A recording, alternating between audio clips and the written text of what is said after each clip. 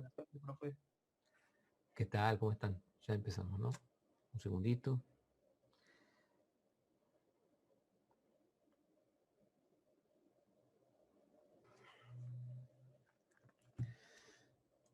Acá.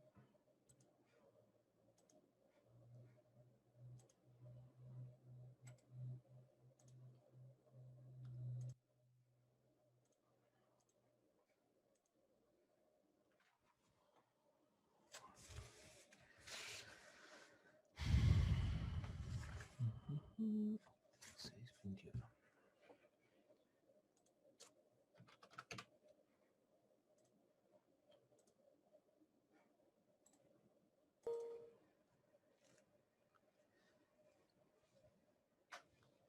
Bueno, chicos, comenzamos ahora.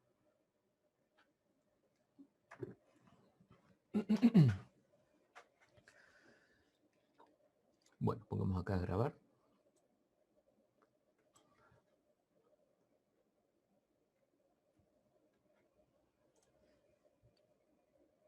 Bien, chicos, la idea del encuentro de hoy es ver la tercera y última parte del tema de inventario, que lo vamos a retomar y lo vamos a ir integrando en algunas situaciones cuando se comience a ver programación lineal, ¿sí? Entonces, la idea del encuentro de hoy es presentar algunos otros modelos de administración y de gestión de inventarios. Nos falta ver uno que tiene que ver con demandas determinísticas y algunos modelos de demanda probabilística. Entonces vamos a ver puntos de comparación, diferencias entre varios de estos modelos, ¿sí? De todas formas, bueno, hay otras variantes de inventario que no se ven, o sea, no están en el caso particular del Anderson, y otras situaciones, como decíamos recién, que dada la naturaleza tanto de la demanda del artículo, bueno, no se ajusta a ningún modelo en particular. Entonces, bueno, estas son situaciones de nuevo idealizadas que pueden potencialmente aplicarse o que sirven de ayuda con todos los restantes elementos del contexto para, en definitiva, adoptar una decisión. Todos estos modelos cuantitativos siempre sirven para que una vez que se resuelvan aporten a lo que es el apoyo a la toma de decisiones. Entonces, el modelo que nos faltaba por ver con demanda determinística es el modelo de inventarios con faltantes planeados. Entonces, ¿cómo se definía faltante o falta de existencia? Bueno, una demanda que no puede ser satisfecha. En el momento en que se solicita un artículo, por ejemplo, para venderlo, no está disponible en la góndola o no lo tenemos en el depósito. Es decir, perdemos la posibilidad de venderlo. Si es ese el sentido con el que se extrae el artículo del inventario, es decir, la demanda se da porque lo está demandando un cliente para comprárnoslo, ¿sí? Como cada modelo que se compara con el EOQ original, vamos a tener que identificar la representación gráfica. Entonces, fundamentalmente, ¿cuál es el cambio o cuáles son las diferencias que se tienen con el EOQ tradicional, el primero que vimos? Bueno, en el EOQ tradicional no se permiten faltantes y todos los elementos que son parte del lote de Q unidades llegan al inventario en un mismo momento. La demanda tiene una tasa constante, es decir, una representación con, bueno, una recta con una pendiente ya definida, pero siempre llega al punto cero, momento en el cual se recibía, ¿qué cosa? Un lote de tamaño Q. Acá vemos que puede permitirse pasar o superar esa barrera de cero, porque ya no son productos que estén físicamente en existencia, sino que pasan a ser los denominados pedidos en espera. Cuando se recibe un lote de tamaño Q, lo que efectivamente se incorpora al inventario físico van a ser Q elementos menos los S que estaban en espera, que tienen que ser, bueno, distribuidos para satisfacer esas solicitudes que se hicieron cuando se produjo el quiebre o el agotamiento del stock. El tiempo de ciclo es el periodo entre dos recepciones de dos lotes de tamaño Q. Entonces, como la demanda es constante, por un lado teníamos, ¿qué cosa? Un tiempo en donde cuando se solicita el artículo o el elemento físico del stock está disponible de inmediato, entonces eso se va a agotar, va a llegar a cero existencia física en un tiempo T1. Y después se considera el tiempo T2 a lo que es el tiempo de los pedidos en espera. El tiempo total, la recepción entre dos lotes de tamaño Q, es lo que se llamaba tiempo de ciclo. Entonces, como se necesita una expresión para el inventario máximo, porque después se tiene que obtener otra expresión para el inventario promedio, como la mitad del inventario máximo, el inventario máximo va a ser la diferencia Q menos los pedidos que se tengan en espera. El primer punto que hay que destacar, que se tiene que tener en cuenta, es la representación gráfica.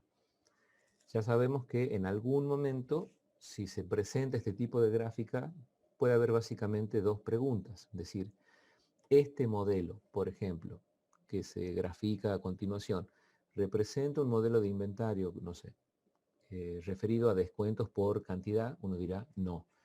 O la otra forma es mostrar una representación gráfica y decir, bueno, indique a qué modelo de inventario hace referencia la siguiente gráfica. Entonces, bueno, de acuerdo a los parámetros que uno pueda observar acá, o las características de la gráfica, dirá, pertenece a tal modelo o a tal otro modelo.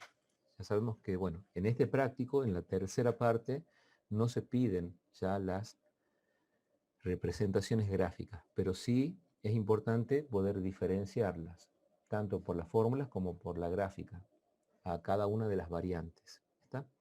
Después, bueno, viene aquí toda una serie de justificación matemática de decir, bueno, por ejemplo, en el tiempo de ciclo, que es el periodo entre dos entregas, vamos a tener en promedio, por ejemplo, un medio de ¿qué? Del inventario máximo. El inventario máximo es lo que llega en el lote menos los pedidos en entrega que hay que satisfacer, esos pedidos pendientes, y esto se da mientras existe inventario físico en el tiempo T1. Y después no se tiene nada en el inventario físico en los pedidos en espera hasta que transcurre este tiempo T sub 2. Entonces, este pasaje de términos lo que intenta hacer es llevar a una fórmula que quede en función tanto del tamaño del lote como de los pedidos en espera. Pero ¿cuál es el propósito, en definitiva? ¿Cuáles son siempre las dos grandes preguntas a las que tienen que responder los modelos de inventario? ¿Qué dos grandes preguntas se responden? Porque en función de eso y de la situación en particular se van adecuando los modelos. ¿Cuándo comprar y ¿Cuánto pedir? Exacto. ¿Cuánto con T hay que pedir? ¿Qué cantidad y cuándo? ¿En qué momento? En el tiempo hay que liberar una nueva orden, ya sea para comprar o para producir. Y en definitiva, el modelo también lo que tiene que hacer es ayudar a qué? A que, bueno, haya una tendencia a minimizar todos los costos que están asociados a la administración y gestión de inventarios. Como siempre aparecen costos asociados, esta administración no es para ganar dinero en forma explícita, sino para reducir los costos. Cuando solo participan los costos de ordenar y de retener, el óptimo se da cuando hay un equilibrio entre ambos. Se lo podía ver gráficamente y analíticamente. Estas expresiones que van analizando, o sea, modelan la situación, van tomando cada una de las secciones, es para llevar las expresiones equivalentes en cada modelo. ¿Sí?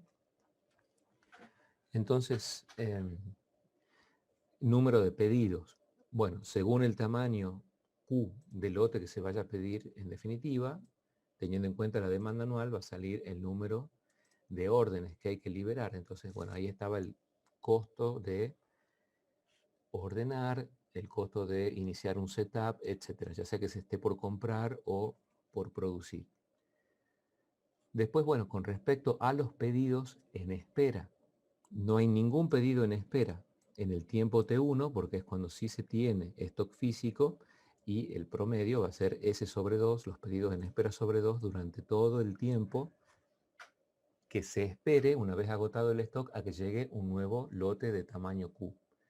Entonces, más allá de, bueno, la justificación, esta justificación en sí misma, si uno la memorizara, bueno, sería ventajoso porque, bueno, tendría directamente una forma como de expresarlos, pero bueno, también se pueden deducir, costaría un poco más, digamos, deducirlo desde cero, es mejor seguirlo al razonamiento, y en definitiva, el costo total, que es lo que se quiere reducir, va a estar ahora expresado no solo por el costo de pedir, o sea, de ordenar y de retener, sino el llamado costo de mantener un pedido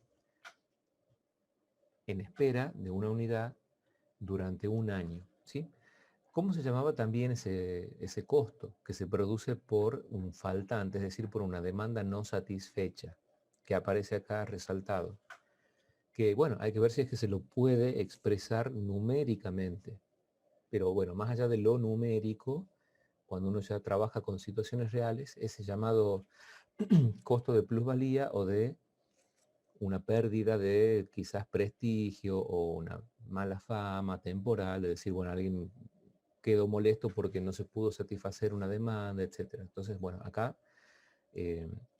eso que sería cualitativo hay que medirlo en términos numéricos, ¿sí? Pero también se tiene en cuenta el costo de espera de una unidad en un año.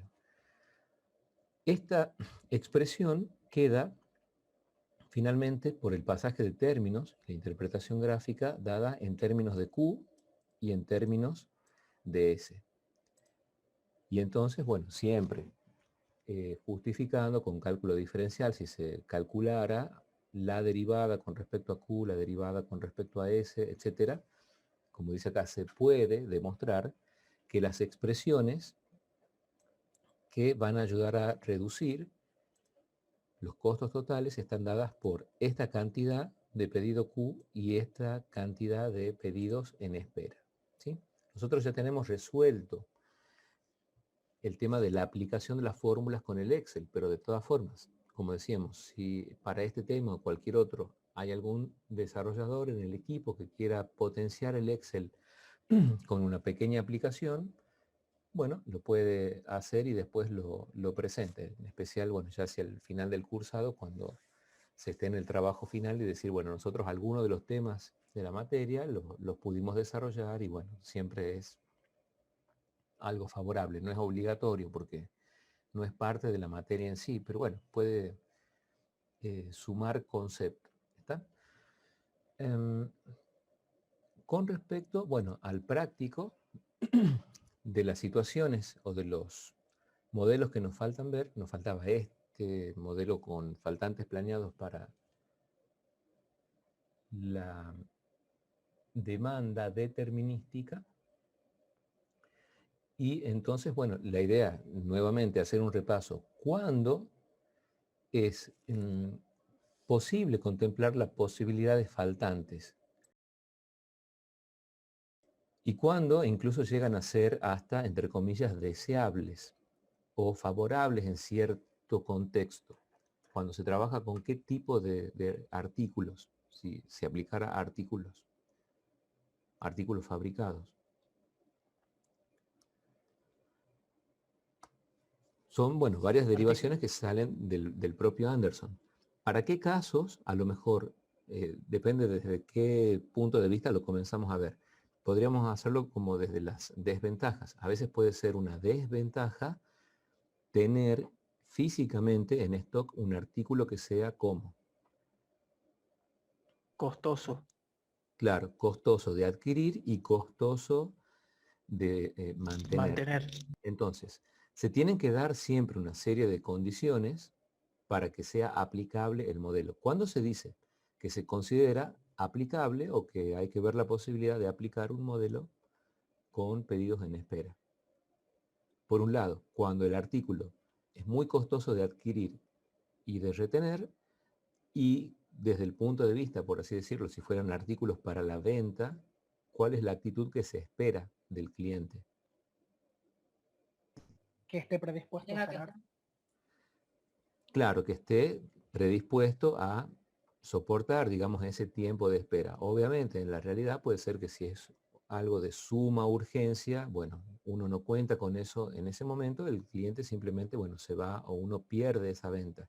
Pero, como dice, hay muchas situaciones en la realidad en las que no es urgente, es decir, se puede, digamos, teniendo ese costo de plusvalía, quizás de prestigio, decir, bueno, el cliente puede soportar una espera combinado con la idea de que es un artículo muy costoso y que, bueno, va a tener asociado un costo de retención alto también.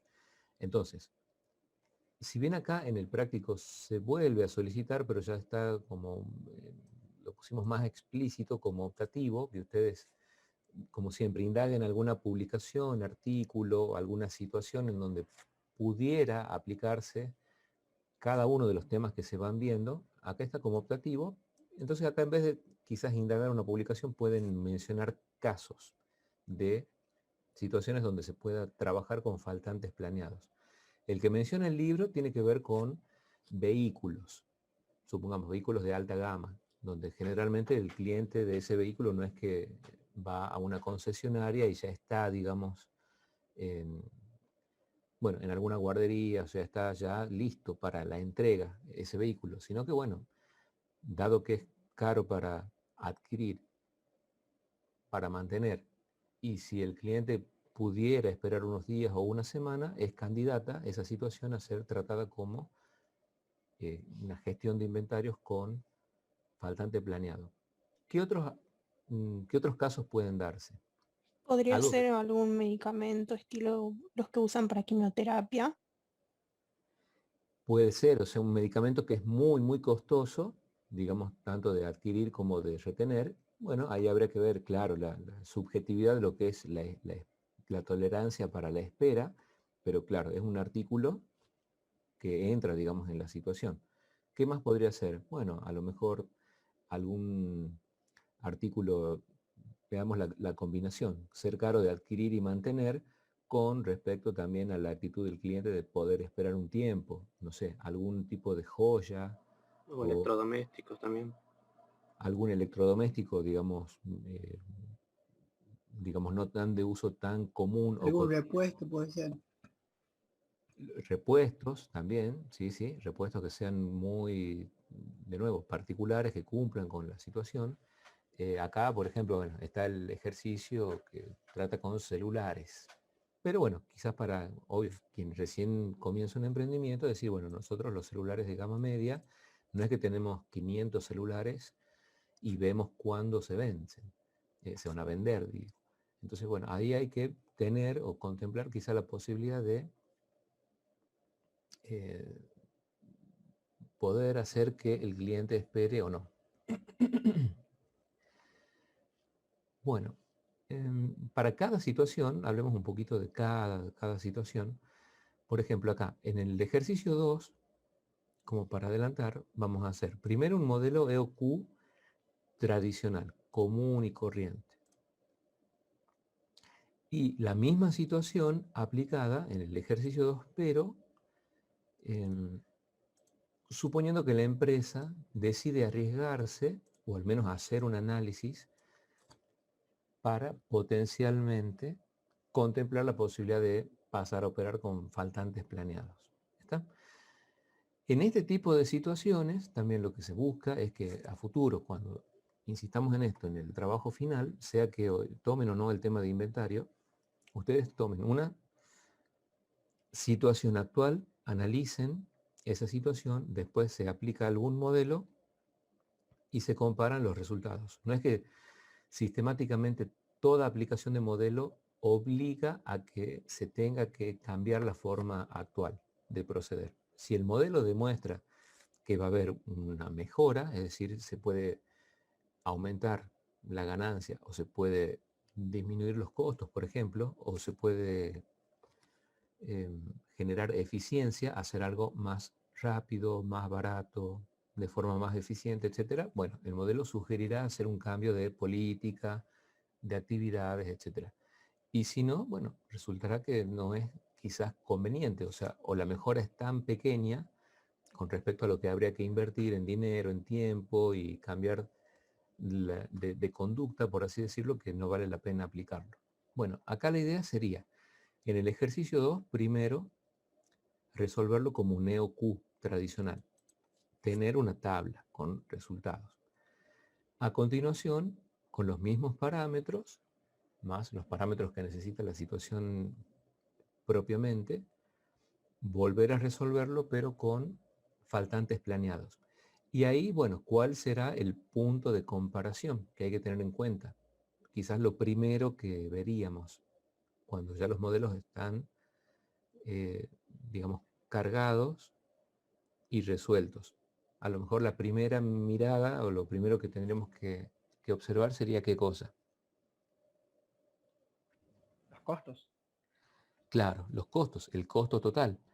Entonces, si bien el cuándo y el cuánto ordenar, que son las preguntas eje en el tema de inventario, es lo que efectivamente hay que resolver a partir de ciertos parámetros de entrada, todo eso tiene que llevar a qué? A, bueno, como se va a incurrir sí o sí en un costo, a disminuir ese costo. Entonces, para este caso, la comparación va a tener que ser, en primer lugar, con respecto a los costos totales, como para contemplar o no la posibilidad de cambiar o no de política. ¿Está? Hacia el final, también, agregar a la tabla que ya se tenía de fórmulas. Pueden hacer un apartado, si ya lo venían haciendo, con la gráfica genérica de cada modelo, y si no, nuevamente, una adaptación de las fórmulas, de los costos, del inventario máximo, promedio, de todos los parámetros que se mencionen, y lo agregan a esa tabla de resumen. ¿Está? Entonces, a ver, vamos para acá. Para este primer caso, ¿qué es lo que convendría hacer? Bueno, trabajemos de nuevo con los Excel que ya vienen en el libro. ¿Cuál es el que habría que aplicar? Del EOQ. Ajá, pero ese es el EOQ tradicional. El EOQ tradicional original es, bueno, el que se vio primero, que era el que tenía los supuestos, el que está súper idealizado.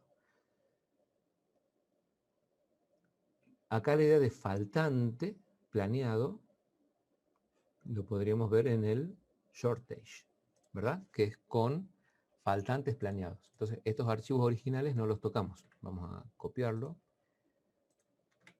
Pegamos acá y ponemos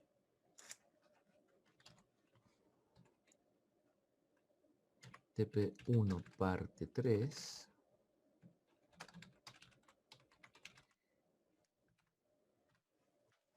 Ejercicio 1. Entonces, la idea es que para cada situación, de nuevo, idealizada en este modelo, en cada uno de los modelos se puedan identificar parámetros de entrada, hacer la carga, se aplican, digamos, directamente las fórmulas, se obtienen los resultados y se los describe.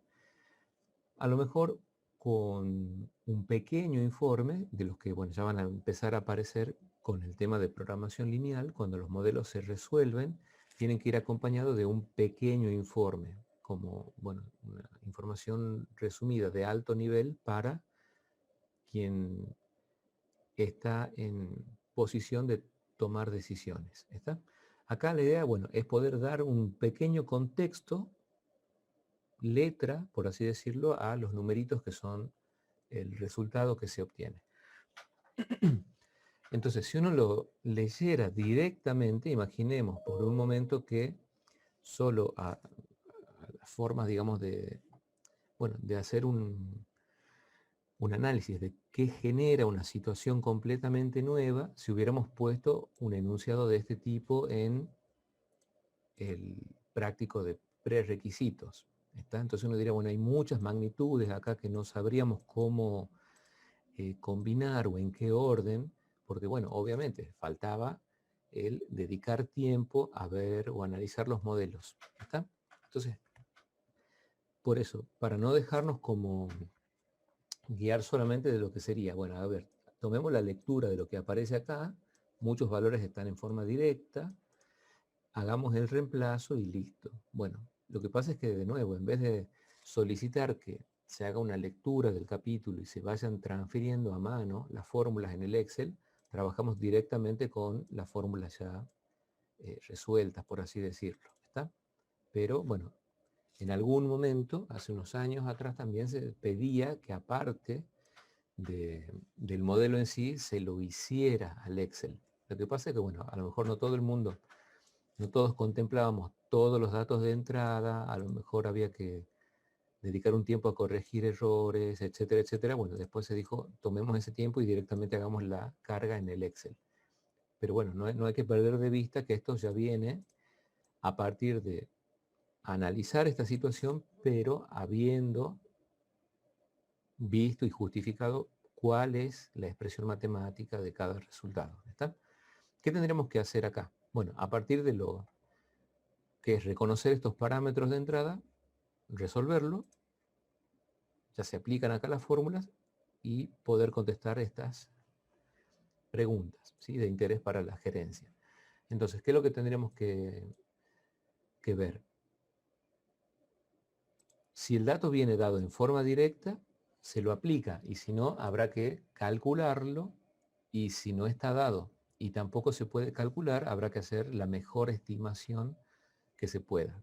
Eso de las estimaciones o las aproximaciones se va a dar mucho en los trabajos de campo. El que quiera ver, no sé, periodo único como parte del trabajo de campo, porque va a decir, bueno, en esa época estaremos, no sé, cerca de alguna fecha patria, o queremos ver, no sé, algo que se venda por alguna temporada. Entonces, bueno, decidimos trabajar con el caso de gestión de inventarios,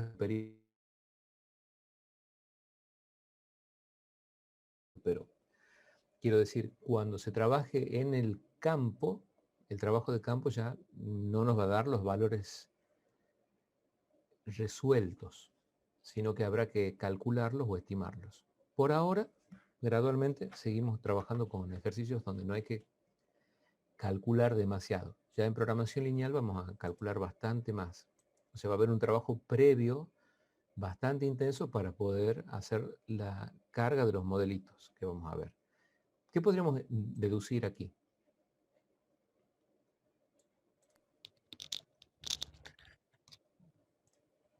Por ejemplo, dice Demanda el local de anual, ventas. Ajá. Sí, 33 por Ezequiel. 12. Exacto. La demanda anual, como tenemos 33 unidades, después en otro momento ese número no va a estar dado, sino que uno dirá, bueno, vimos los registros históricos, etcétera, pero acá, bueno, tenemos 33 unidades por mes, lo que nos da la demanda anual de ¿cuánto? 396. Ah, exacto, 396. El costo de ordenar, bueno, acá también ya es una cifra que está estimada.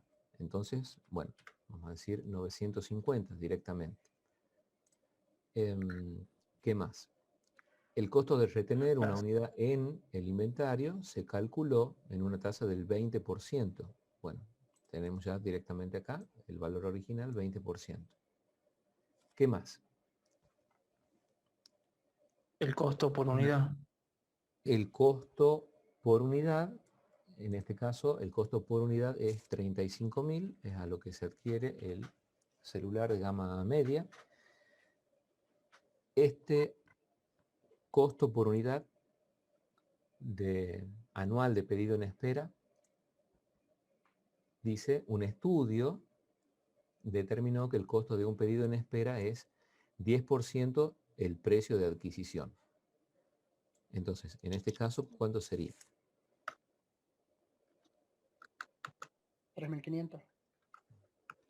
3.500. ¿Está? El 10% del precio o el costo de adquisición. El local trabaja de lunes a viernes, 50 semanas al año, lo que nos da, bueno, 250 días de lo que se considera anual. 250 días, no los 365, son los días laborables. Y 14 días. nos faltarían, claro, los 14 días del tiempo de espera. Entonces, bueno, de forma bastante directa, sin haber tenido que hacer muchos cálculos adicionales, vamos transfiriendo los parámetros, o sea, la información de entrada que necesita el modelo. Esto tiene que ver también con lo que, bueno, a veces la ingeniera solicita lo que es acá están dados en forma muy directa, esos diagramas de flujo, es decir, un comportamiento de un sistema, de una situación que se pueda representar con bloques. No es el diagrama de flujo de datos directo para programar software, sino que tiene que ver, bueno, por dónde ingresa una materia prima, si, por ejemplo, cumple con o no con determinado nivel de, no sé, de calidad sobre alguno de los componentes, se deriva a este otro proceso y si no tendrá que volver y después retomar, etcétera. O sea, es un diagrama de flujo genérico. Acá, si uno lo hiciera desde un diagrama de flujo, tendría que, bueno, proveer como datos de entrada cuál es la demanda, cuál es el costo de ordenar, etcétera, y después la aplicación de las fórmulas. Y las salidas, los valores ya resueltos una vez aplicadas las fórmulas.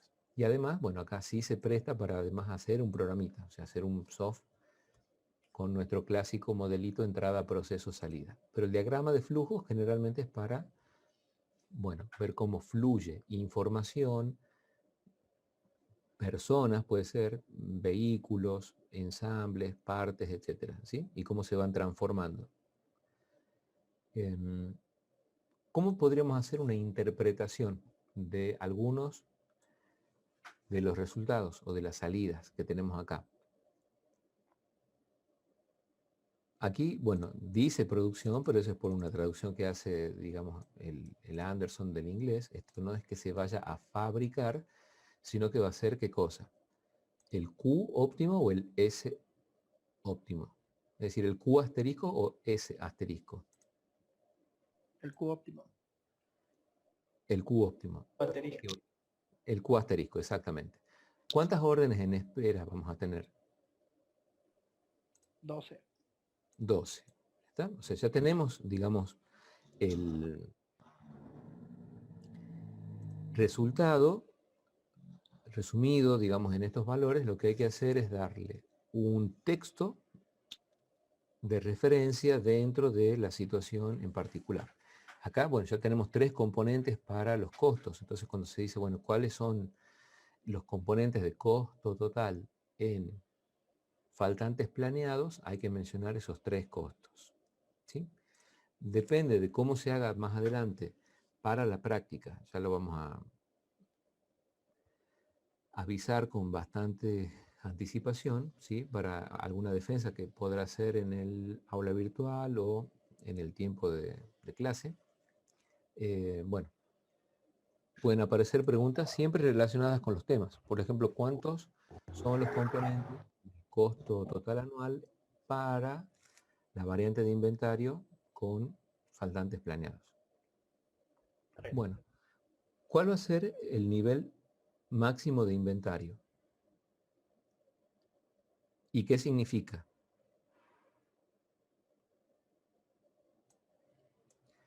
Bueno, que en todo momento no esperamos ver más de 6 teléfonos simultáneamente, tenerlos. ¿Cuántas órdenes se tienen que liberar en el año? ¿Cuántos pedidos? 22. 22. 22, ¿está?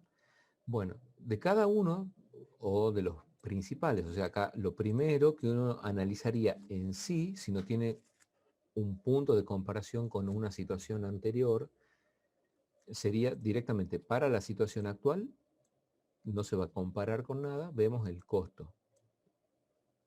Después, Si fueran en el ejercicio, por ejemplo, 2 y 3, ahí ya tenemos una situación actual, el EOQ tradicional contra la posibilidad de aplicar una política de faltantes planeados. Ya vamos a tener contra qué comparar. También vamos a estar atentos a lo que son los costos totales. Otras situaciones que se dan en todos los modelos, de todos los temas, quiero decir, la idea de qué cosa cambia en los resultados cuando hay una alteración en alguno de los valores de los parámetros. ¿Está? Vamos a suponer, bueno, aquí generalmente no sé, un cambio que podría ser común, por así llamarlo, sería qué pasaría si esto, bueno, ahora pasara a costar 42.000 el teléfono y, bueno, el 10% de lo que sería el retener una unidad en espera, ¿sí? Según qué parámetros cambien y en qué magnitud, cómo eso afecta al resultado que se había obtenido, es decir, qué cambios se producen en el... Bueno, la pregunta guía siempre es, ¿qué pasa si? ¿Qué pasa si en este modelo, por ejemplo, se demora mucho más el tiempo de entrega o menos? ¿Qué pasa si tenemos que trabajar menos días por alguna situación? ¿O se aumenta el precio o el costo unitario? Bueno, básicamente al principio va a ser identificar qué cosa queremos cambiar, aplicar ese cambio y comparar ambos resultados. A lo mejor lo que conviene es copiar y pegar, incluso poner estos valores directamente aquí y, bueno, la situación original, la nueva con los parámetros alterados o cambiados y ver qué efecto produce esto, ¿sí? Acá, bueno, la ventaja, entre comillas, si se quiere, es que ya muchos de estos datos están resueltos, pero no siempre va a ser tan directo. ¿Está? El ejercicio 2, de nuevo, es un EOQ y el 3 es el ejercicio 2 con descuentos por cantidad y comparar básicamente los costos. Bueno, con el de faltantes planeados termina lo que es de los que, bueno, se pudieron ver por el libro de Anderson, los modelos con demanda determinística. ¿Cuáles son los modelos con demanda probabilística?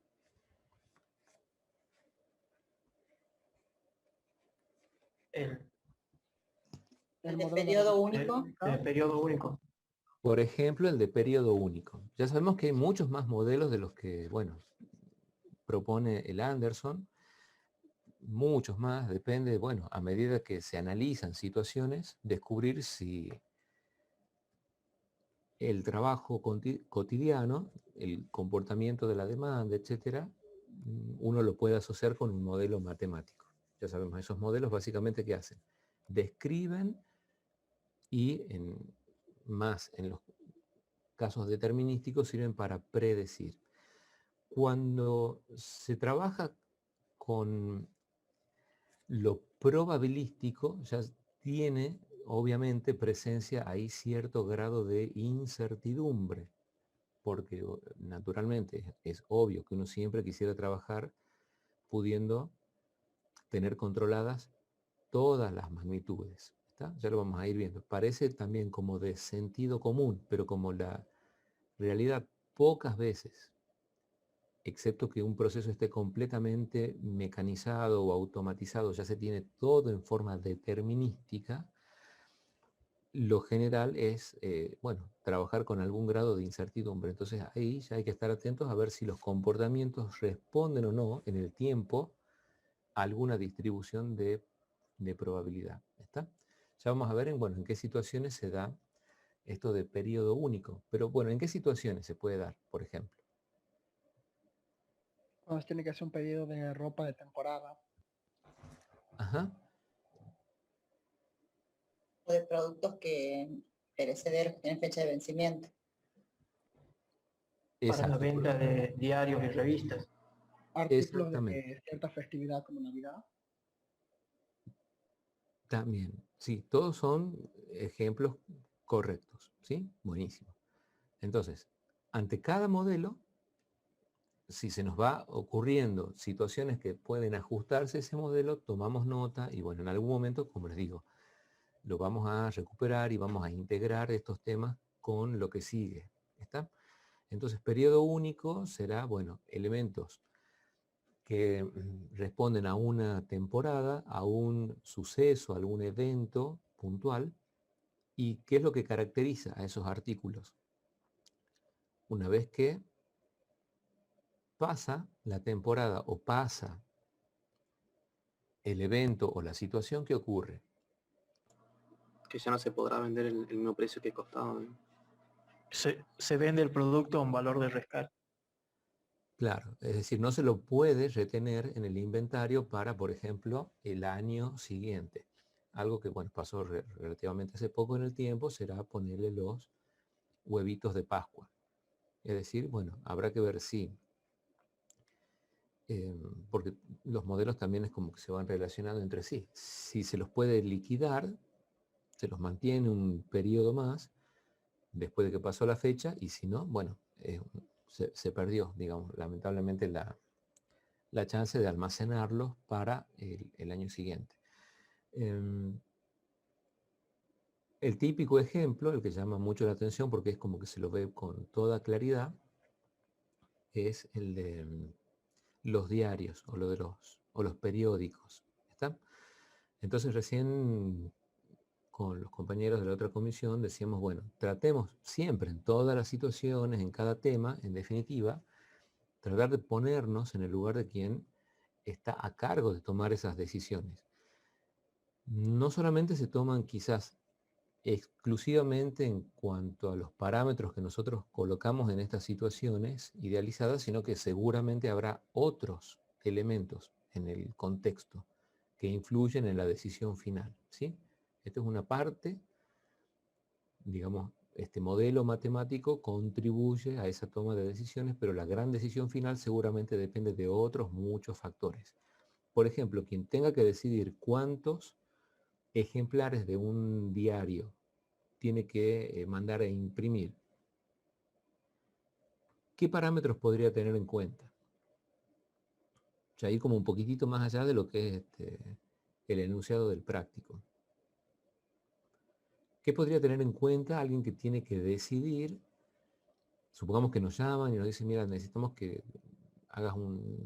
tomes la decisión de cuántos periódicos hay que, bueno, solicitarle a la sección de impresión para mañana. Por ejemplo, aquí en mi caso, mi papá trabaja con diarios y Ajá. él tiene un reparto fijo que toma esa cantidad más o menos él tiene un estimativo de cuántos vende por día dependiendo del día que sea, y supóngale si es que sale ciertas secciones o por ejemplo con el tema de los números de oro y cosas así. Esos días vende más, entonces él ya sabe más o menos cuánto más pedir, pero todo depende qué es lo que traiga el diario, digo. Claro, sí, sí, genial, porque recién veíamos el ejemplo, bueno, no lo mencionamos al del número de oro, pero una situación como equivalente. Y los dos datos, el otro dato del que también mencionaba Patricia, el dato histórico de decir, bueno, a lo mejor de lunes a viernes, ya sabemos que, inventemos, hay que mandar a imprimir, no sé, 40.000 diarios para toda la provincia, etcétera, ¿sí? Pero hay que tener en cuenta también podría ser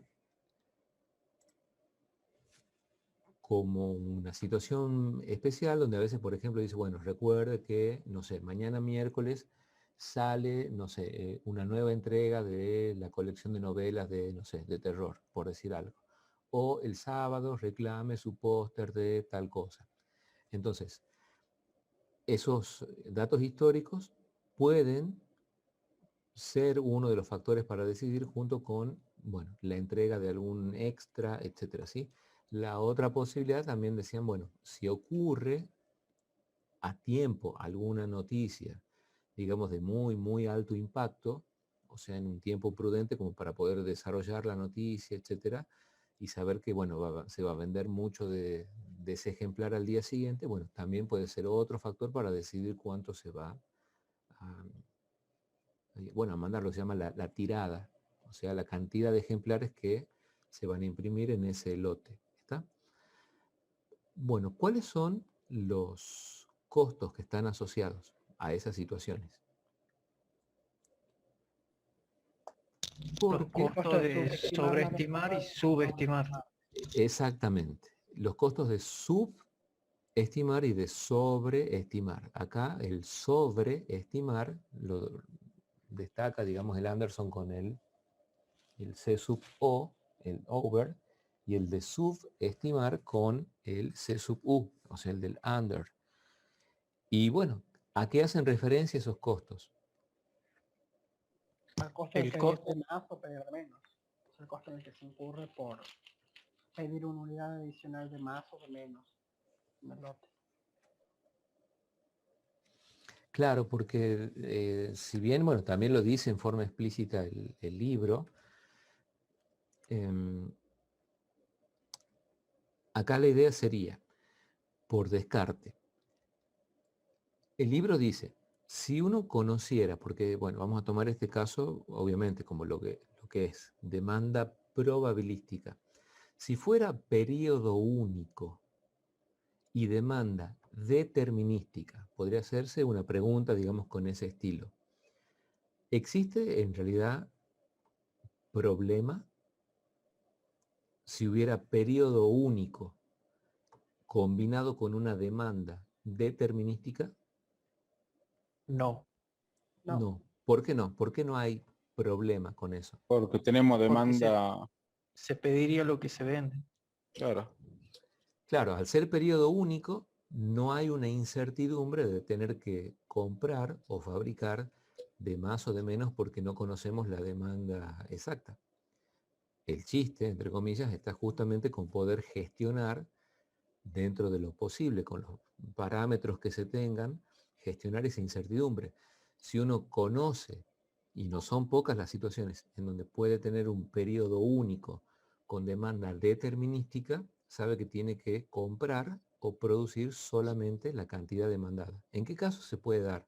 Acá obviamente que no está contemplado porque no es problema, digamos, para analizar. Parece como de sentido común, pero ¿qué situaciones pueden darse en ese caso? Periodo único, demanda determinística. Y ojo que esto no pocas veces fue,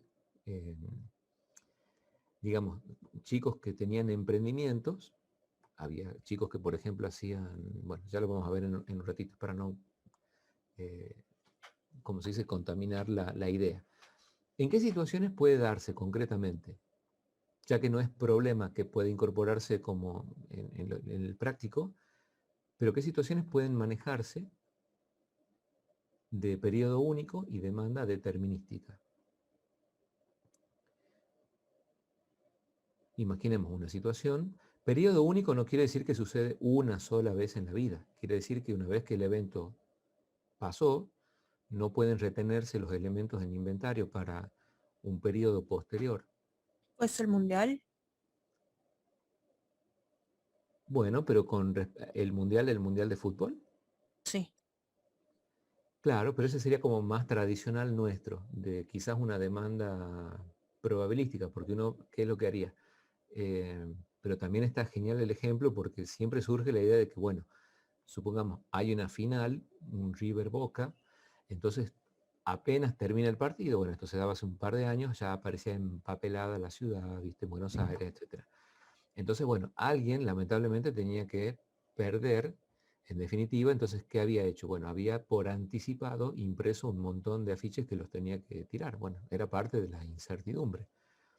Pero antes de retomar eso, o sea, la idea del mundial sería, bueno, por ejemplo, hacer remeras, la Copa del Mundo que, bueno, venden siempre de plástico, o sea, todo lo que es cotillón típico, que después, bueno, se lo liquida o prácticamente se lo regala. Tampoco está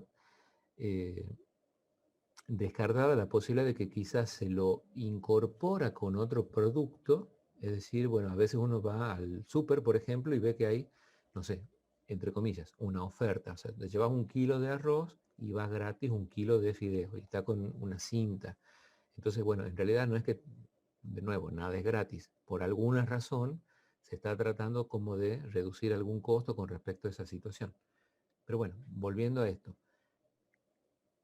¿En qué caso Las, se puede dar? Sí, las César. consignaciones, profesor, Ah, y cuando se eso entrega sí. cuando se entrega una mercadería en consignación y en caso de que no se venda se la puede devolver y se reintegra el valor. Bueno, ahí no habría, ¿para quién no habría riesgo? Para el comprador, Claro, para el revendedor sería. para el que vende, va.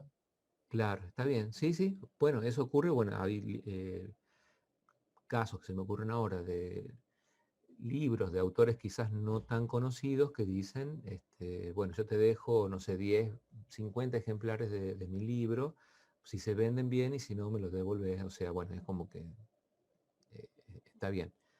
Em, pero bueno, ¿en qué casos uno podría actuar porque conoce exactamente la demanda? Hagamos así a la pregunta. Que sería como una forma segura, entre comillas, de actuar. Puede ser un catering de comida. Ahí va, por ahí va. Algún ejemplo típico tiene que ver con eso. Decir, por ejemplo, el catering o las familias que hacen, no sé, comidas, delivery, mencionaba ahí recién también un compañero. Pero bueno, si uno hace, por ejemplo, un emprendimiento de decir, bueno, nosotros vamos a vender empanadas, fijas, etcétera. Entonces, ¿qué hacemos? De lunes a viernes o de lunes a sábado tomamos los pedidos. Teléfono, mensaje por redes, etcétera. Y bueno, hasta, no sé, las 11 de la mañana del sábado se toman los pedidos. Después, ¿qué se hace? Bueno, se suman todas las cantidades, se calculan los ingredientes y se compra exactamente lo que se necesita para entregar lo que ya estaba pedido. O sea, se va a lo seguro.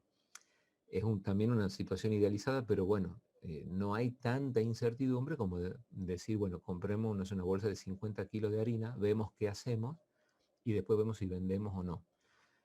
Si uno trabaja por pedido, solamente tiene que fabricar o comprar la cantidad solicitada. Por eso, no hay en sí problema, pero no quiere decir que sea una situación que haya que descartar. Incluso es como muy llamativa como idea, o sea, como emprendimiento.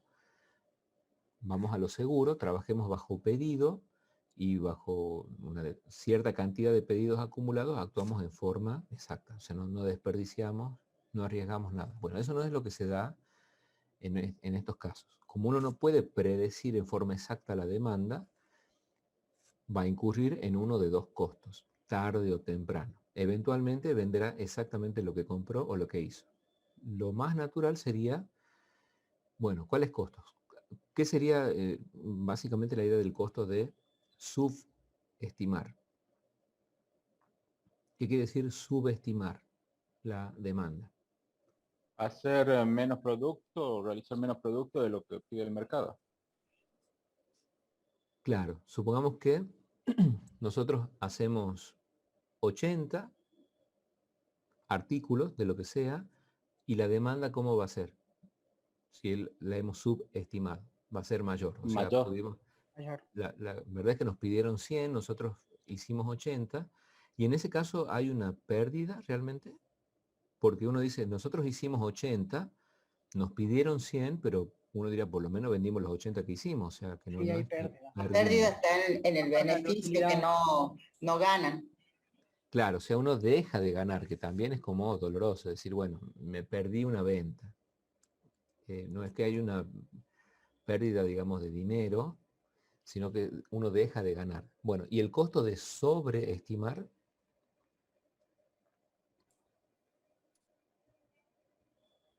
¿cuándo se da?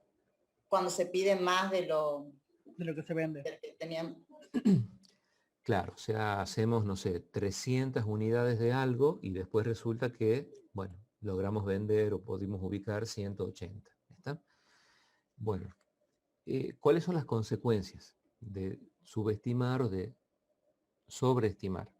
Por un lado es que es una, digamos, dejar de ganar y en el otro caso se pierde. ¿verdad? Explícitamente ya se pierde. Lo que hay que hacer es, bueno, tratar de revender, ubicar eso a precio de liquidación, de remate, etcétera, etcétera. ¿Está? Bueno, ese caso es el que tiene que ver con el ejercicio 8. A lo mejor es más común ver los ejemplos con respecto a perecederos o artículos de estación, o sea, huevito de Pascua, árboles de Navidad, ropa de estación, bueno, todo lo que tenga que ver con alguna preparación previa de comidas. Puede darse quizás también en lo que, bueno, son para las panaderías, por ejemplo, En nada, eventos las ventas de entrada para eventos, sí, sí. de venta. Bueno, cada situación de esas que se pueden ajustar a,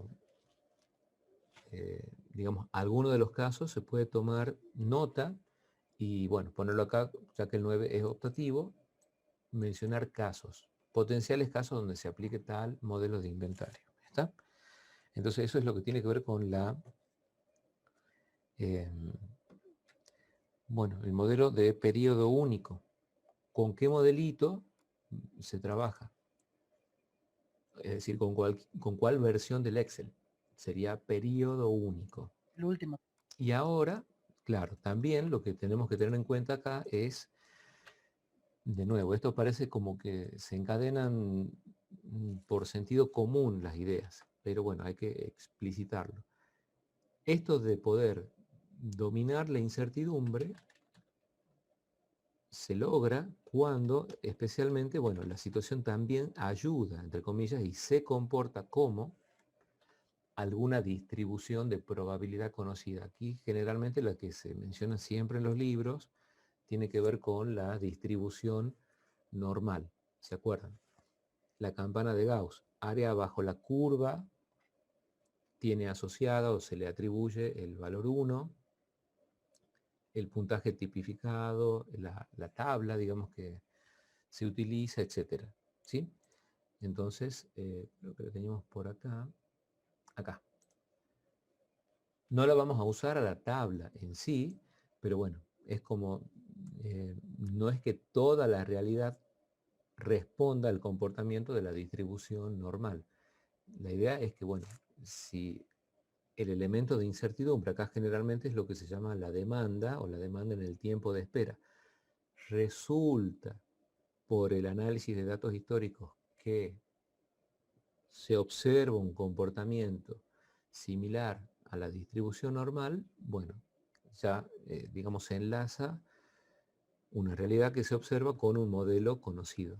Pero no siempre va a ser así. Puede ser que la demanda sea completamente caótica, entonces no se ajusta a ningún modelo. Pero bueno, siempre que la incertidumbre se va dominando, uno dirá, de nuevo, poniéndonos en el lugar de un gerente, ¿cómo se hace para saber cuándo y cuánto comprar en un supermercado o en un hipermercado, donde hay miles, literalmente miles de productos? Están los perecederos, los que son no comestibles, artículos de limpieza, frutas, carnes que aparte necesitan frío, etc. Entonces, bueno, se los agrupará generalmente por proveedor o por, bueno, productos afines, etc. Pero no es que son decisiones que se tomen de forma arbitraria. Ahí realmente hay muchísimo dinero en juego y bueno, lo que se quiere es evitar tener lo que se conoce, el capital cautivo o muchos o costos muy altos de retención, etcétera, etcétera. ¿Sí? O sea que no es nada fácil tener que decidir sobre ya una situación, bueno, real, directamente, sobre gestionar cientos o miles de productos. Así que bueno, siempre también hagamos esa idea, ese esfuerzo de decir, tanto quien toma en sí misma la decisión, como nosotros que tenemos que armar los modelos o bien aplicar los modelos, porque tenemos que hacer qué cosa, el informe, una vez que el modelo se resuelve, para que se dé apoyo a quien tiene la responsabilidad de tomar la decisión. ¿Está? Entonces, después, con respecto de nuevo a lo que es el sustento, digamos, matemático,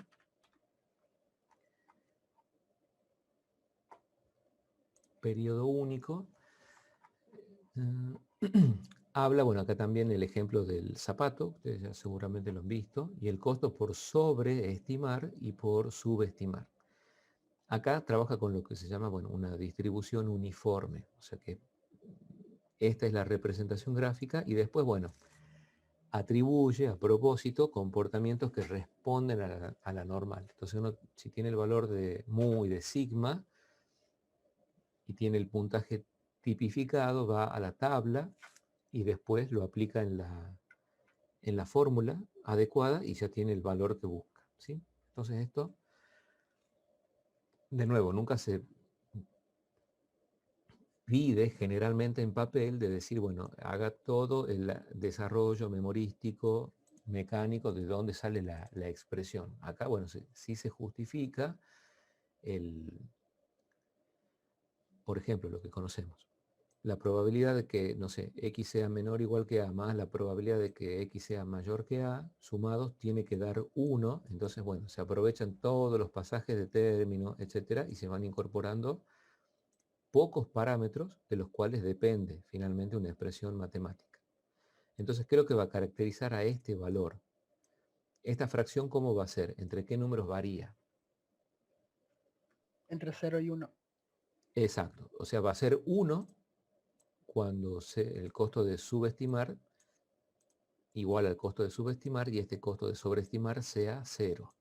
¿Está? O sea, esto va a ser un valor entre 0 y 1. Y se pudo despejar, bueno, para ligarla a lo que sería la probabilidad de que la demanda sea menor que el Q óptimo. Entonces acá lo que necesitamos es, por un lado, los costos de sobreestimar y de subestimar. Cuando se tiene, acá es una, digamos, demanda uniforme, entonces, bueno, son 2/3. 0 a 1 tiene que ver con el valor de área, cuando la distribución, aparte de estar graficada, puede sombrearse el área bajo la curva. Esta es una distribución uniforme, entonces son 2/3 de lo que va entre el valor mínimo y el máximo. De ahí es donde se obtiene el valor concreto. Si es un valor tipificado, Z, es decir, entre menos 3.6 más 3.6, ya sea que uno vaya desde el valor de el interior de la tabla hacia afuera o de afuera hacia adentro, siempre que se diga distribución normal, entonces, bueno, vamos a trabajar con mu y sigma. ¿Está? Bueno, esto ya después lo pueden hacer, digamos, el repaso. El área bajo la curva es 1 y siempre se toma desde el punto hacia atrás con los valores tipificados a partir del mu y sigma de la distribución estándar. ¿Está? Bueno,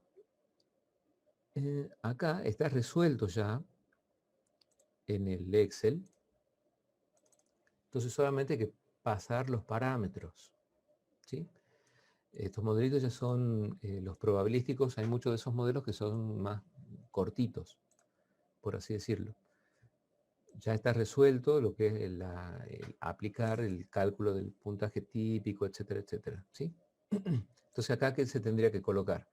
La media, la desviación estándar, el costo de subestimar y el costo de sobreestimar.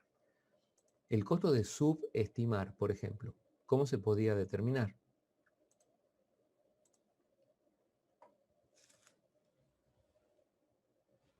El valor Ojo, que tiene de cantidad venta menos uno. 220 menos el costo del producto. bueno, ahí aparecen el valor, digamos, el precio de compra y el precio de venta.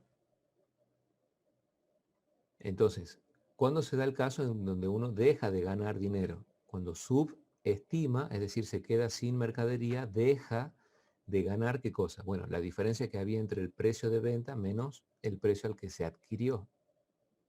Entonces, ese valor se incorpora en el Excel y, bueno, lo mismo para el caso de sobreestimar.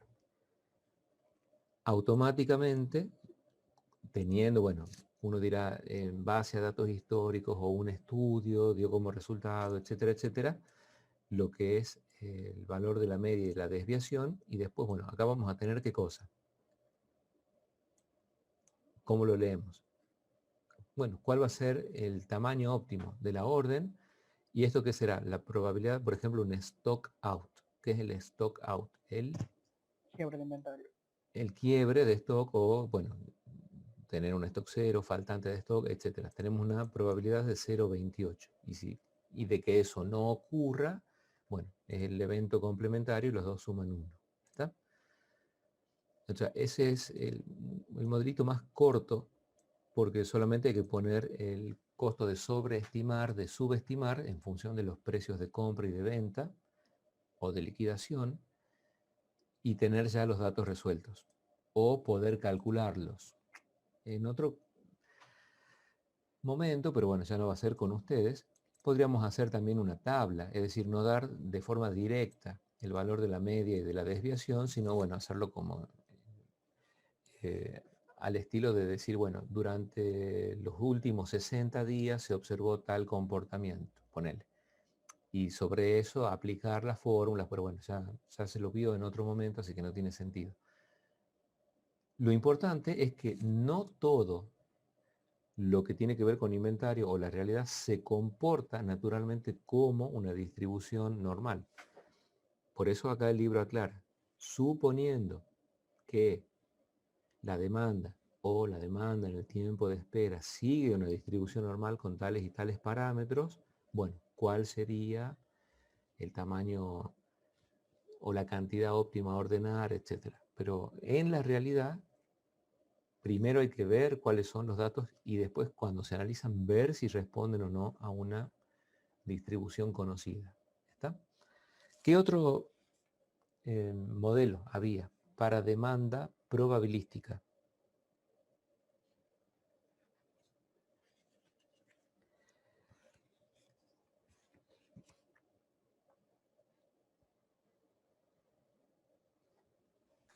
El de revisión continua con punto de reorden.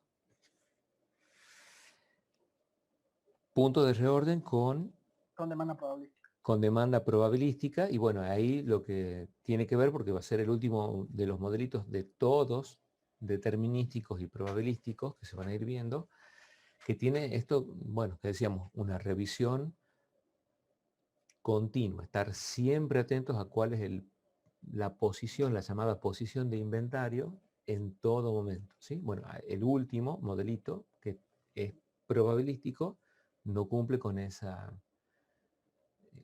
conducta, por así decirlo, ¿está? Que bueno, va a ser este que ya está aquí anticipado como de revisión periódica. Entonces, a ver, para hacer un paneo sobre cada situación. Veamos este ejercicio 4. A ver, una juguetería hace un análisis de inventario sobre un juego de mesa. Bueno, un juego de mesa al final es un rompecabezas, que no es exactamente un juego de mesa, pero bueno, es un artículo de la juguetería que tiene una demanda anual estimada en 1.500 unidades. El costo de ordenar asociado es 275 y se calcula una tasa anual del 19%. ¿En concepto de qué? Costo de retención del inventario. El costo por unidad es 800 pesos. Se sabe que la demanda del producto es variable y que durante el tiempo de espera de 10 días sigue una distribución aproximadamente normal con media 23 y, bueno, sigma o desviación 4. ¿Está? Pero de nuevo, esto está de nuevo muy idealizado.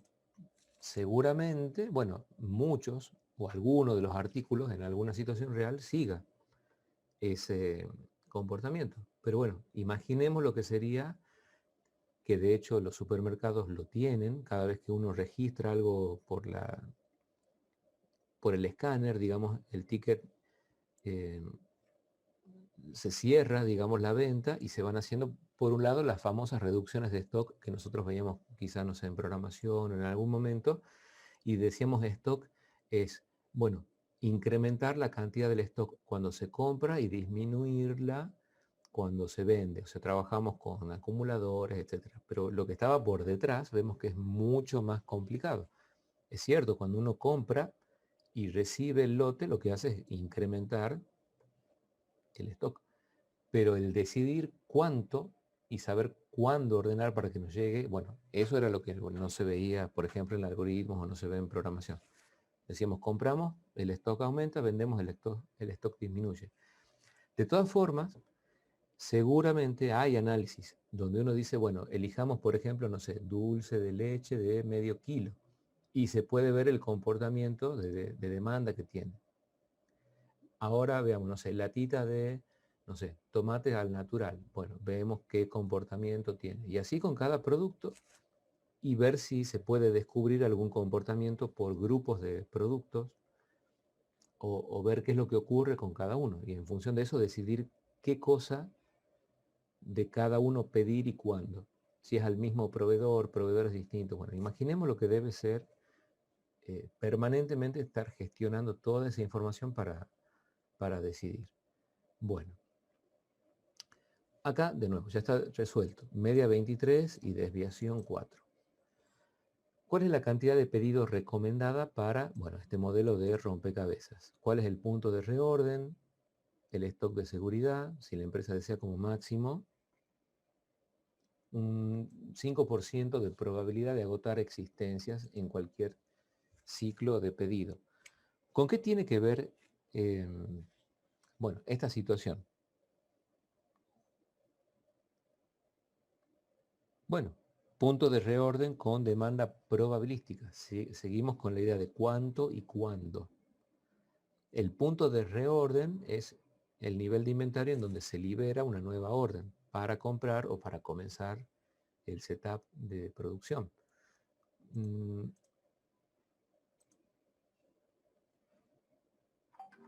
Esto corresponde acá, a este modelito. Entonces acá también tengamos en cuenta, de nuevo, la representación gráfica. En algún momento, ¿qué se tendrá que... ¿Cómo se podría preguntar? ¿La gráfica responde a un modelo EOQ clásico? ¿Sí o no? ¿Y por qué razón? Bueno, esto no es un EOQ estándar. ¿Cuál es la principal diferencia? O diferencias y similitudes. Podremos ver una similitud. Siempre se pide un lote de tamaño Q. Después va a pasar a ser el Q óptimo. Pero una vez que se decide, siempre se reciben lotes de ese tamaño. O sea que en ese sentido es igual. Siempre recibimos lotes del mismo tamaño. ¿Qué es lo que cambia? La forma que tiene la demanda. Ya no es una recta a tasa constante, sino que varía, digamos, tiene esta forma escalonada. Y bueno, eso nos da una idea de que no es a tasa constante. Seguramente es probabilístico, como la gran mayoría. El EOQ original era para fijar ideas en situaciones quizás muy automatizadas, pero a medida que son más reales las situaciones son menos determinísticas. Esto que aparece acá en línea de puntos, por ejemplo, ¿cómo se llama? O la diferencia que hay entre el nivel 0 y este punto de reorden. Faltante. ¿Cómo, perdón?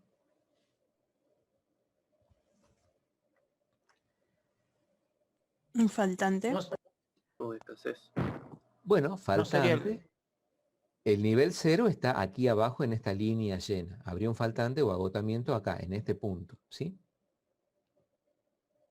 Este punto, bueno, es el punto de reorden, el nivel al que debe llegar el inventario para colocar, como se dice acá, un pedido. El Ahora, inventario de seguridad. o inventario de seguridad, porque cuando se coloca el pedido hay un tiempo de espera hasta que llegan, ¿qué cosa? Las Q unidades del lote. Esto también se va a dar en la revisión periódica. Entonces, en el momento en que uno, porque hay aparte, bueno, cuando observa, pide, pero una vez que el pedido o la orden se libera, la demanda sigue sacando en forma, bueno, probabilística elementos o artículos del stock, hasta que en algún momento llega el lote de tamaño Q. ¿Está? Entonces, cada vez que se toca el punto de reorden, se libera una orden nueva. Hay que esperar un periodo hasta que llegue efectivamente el tamaño del lote Q. Eventualmente, durante el tiempo de espera, esta sería lo que va de la línea de puntos hacia abajo, es la demanda en el tiempo de espera.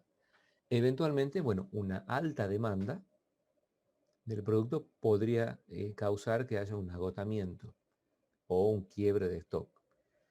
Bueno, eso también a lo mejor depende desde dónde uno lo mire, porque siempre, técnicamente siempre es malo quedarse con stock, perdón, sin stock, quedarse, digamos, con stock cero.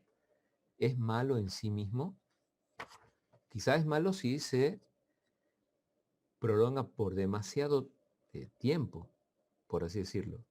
Pero uno diría, bueno, planteamos también en la hora anterior. La verdad es que, bueno, si uno alcanza el stock cero es porque hubo una demanda intensa de ese artículo y en definitiva lo que hicimos fue, ¿qué cosa? Vender todo lo que teníamos. Si es que interpretamos de nuevo que el artículo sale del stock por el hecho de que se lo vende. Entonces, en ese sentido es bueno porque uno dice, bueno, vendí todo lo que tenía para la venta. Si aún así todavía queda una cola de gente, digamos, esperando, bueno, ahí ya se entraría, bueno, en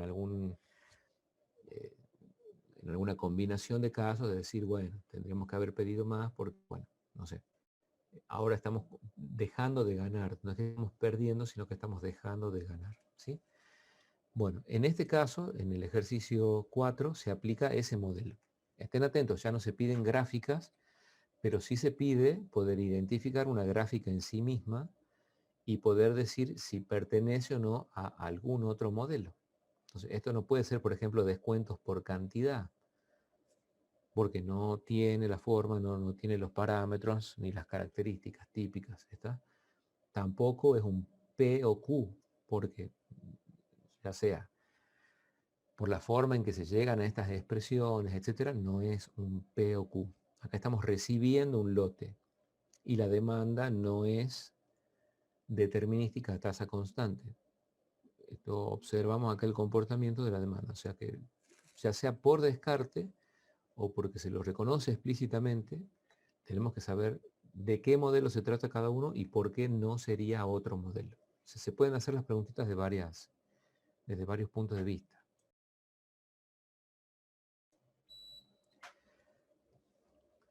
Bueno, entonces, eso es con respecto al ejercicio 4. ¿Cuál será entonces el modelito que tenemos que aplicar acá?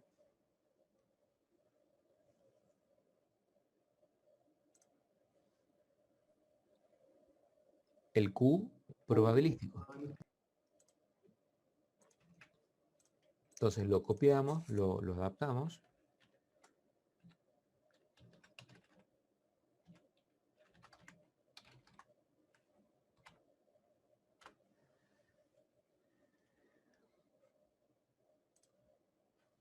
Sí, guardar. Bien. Y nuevamente, bueno, aprovechamos, digamos, si es que la situación ya viene con los datos casi listos para transferirlos. No siempre va a ser el caso, pero bueno. En este caso hay, bueno, muchos de los valores que ya están resueltos. Entonces dice, una juguetería hace un análisis de inventario sobre un juego de mesa. Esto está, perdón que uno insista en esto. La gestión de inventarios, en un caso extremo, se tiene que hacer la decisión de cuándo y cuánto comprar. Esa decisión se toma siempre, porque en definitiva los productos que se venden están ahí, disponibles o no, cuando el cliente los pide. El tema es que estos modelos ayuden a decidir esas cuestiones, ¿está? Entonces, esto se aplica no para un caso de un artículo en forma aislada, sino que imaginemos que se tendría que adecuar el modelo para cada artículo o conjunto de artículos. Tenemos que tratar de ver la imagen completa, como se dice. Bueno, en este caso se hace puntualmente un estudio sobre el juego de mesa. Bueno, en realidad es un rompecabezas. Tiene una demanda anual de 1.500 unidades. Entonces ponemos 1.500 en la demanda anual. El costo de ordenar, ¿cuánto es? 275. Se calcula una tasa anual del 19% en concepto de costo de retención. ¿Qué más?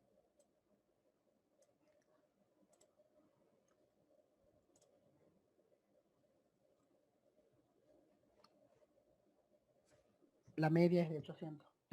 Acá, el costo por unidad es Ah, 800. La media, sí, la media es la media es 23, 23. dice. Se sabe que, bueno, pero ese se sabe es muy simplificado ahora, en otro momento no se sabrá, habrá que investigar y, bueno, hacer carga de datos o analizar datos históricos, etcétera. O sea, generalmente si eso ya estaba informatizado, eso estará en las bases de datos, habrá que extraer y analizar y ver si responde o no a algún modelo conocido. Se sabe que la demanda del producto es variable y que durante el tiempo de espera de 10 días, que acá no figura, es el lead time, porque parece que es independiente del tiempo en que se espera, pero mientras se espera la demanda sigue una distribución aproximadamente normal con media 23 y desviación 4. Entonces vamos colocando esto acá. Media 23 y desviación 4. Ujú. Bueno, ¿qué cantidad de pedidos se recomienda para este modelo de rompecabezas? Puntos de reorden, stock de seguridad. Si la empresa desea como máximo 5% de probabilidad de agotar existencias. Bueno, primero lo coloquemos ese dato acá. ¿Dónde iría? Bueno, ya es casualmente el 5% de la tolerancia, o sea, la probabilidad de quedarnos cortos en el stock. Ahora, lo que también resalta el libro, ¿qué ocurriría si nosotros quisiéramos sistemáticamente evitar los agotamientos de stock? ¿Qué consecuencias tiene eso, según lo que dice el Anderson? Y que uno lo puede deducir también, quizás por sentido común. Si uno busca a toda costa que nunca falte stock de nada, ¿qué se deriva de eso?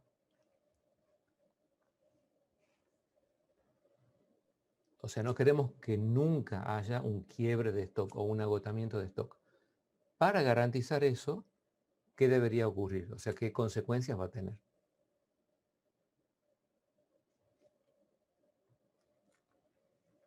Bueno, la consecuencia va a ser es que vamos a tener que comprar mucha más cantidad, es decir, comprar para prevenir que haya quiebres de stock, y por otra parte, si compramos más, se incrementan ¿quiénes? Los costos de retener. Entonces, decía, no es, digamos, una visión realista, no se estaría actuando en base a la realidad si se quisieran evitar sistemáticamente siempre los quiebres de stock. Entonces, hay que tener una flexibilidad en cuanto a la tolerancia, en cantidad o en porcentaje de cuántas veces como máximo pudiéramos permitir un quiebre de stock o, bueno, manejar la incertidumbre, pero nunca intentar hacer que se garantice con plena seguridad que no va a haber quiebres. También como para tenerlo en cuenta, ¿sí? Bueno, acá ya se pone el 5% directamente. Bueno, a consecuencia de esto, de la carga del modelito, ¿qué se puede interpretar aquí? Lo primero que nos va, digamos, llamar la atención va a ser ¿qué cosa? El costo anual total. Bueno, acá no están en forma de lista las preguntas, sino que las vamos respondiendo a medida que surgen. ¿Está? De todas formas, vemos ya los resultados aquí. ¿Cuántos, digamos, quiebres de stock se pueden esperar en el próximo año?